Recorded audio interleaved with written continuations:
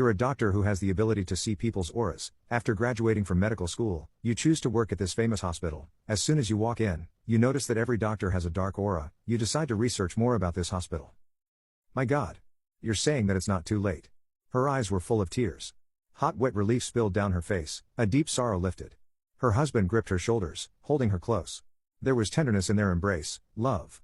I opened my eyes, the sensation rippling over me. The scholars of the academy once told me that sharks saw the world through ripples of sound and energy. This was similar in that I was seeing ripples of the soul. Clouds of mist that surrounded each person were present. The man who clutched her was a hot, healthy blue, his flushed color reflecting a healthy body and elation and joy.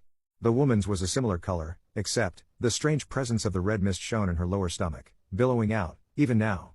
It was located close to her womb, the reason for the visit to my practice. When the body was unwell, so too was the soul. This power simply made it easy to diagnose both.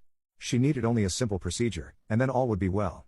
She had believed herself barren, unable to have children, and had heard of a miracle doctor operating in this part of the city.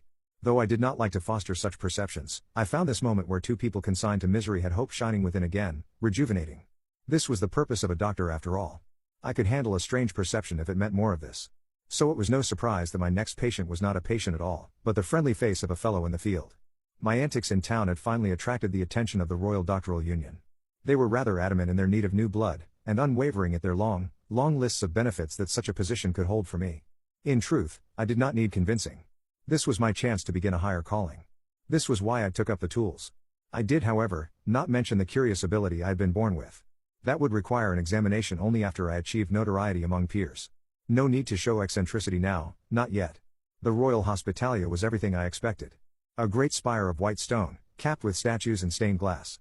All were welcome, all were given treatment, even the lowest of untouchable drunks were given due attention.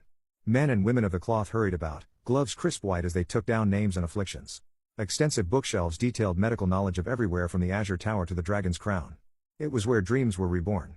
Where nightmares were excised. For my test to join their ranks as an initiate, I needed to identify a troubled patient's disease. I was overseen by one of the head practitioners, a man known to have worked on the Queen herself. It was nerve-wracking. But I need not fear, after all, I had my power. When I opened my eyes, I was greeted by a darkness so powerful I required to check my eyes to make sure I opened them correctly. I feared that I had gone blind. But as the soul vision adjusted, I saw that the source of it was both around me, and in the man who watched my movements. Something the matter? He spoke up, and I saw more of the black mist escape his mouth. Though limited, I was still able to see into the man on the table. A quick and unsettling surgery later, and I was accepted. Though this new and strange revelation left me shaken. I had never seen such a malaise. Never, even when I treated criminals and urchins, the oily black had only been a whisper of smoke, no more than that produced by a pipe. This consumed the building. The white starlight, the stained glass, the dusty tomes. The only light that shone through the soul vision were those of the patients, their sickly reds and healthy blues shining trough like dim stars. The attendants seemed to produce the smoke, with every touch of their tools. But why? What was so terrible about this place of healing? Even as I excelled, as people cried in joy at their treatment and colleagues whispered jealousy and respect, I could not distract myself from this.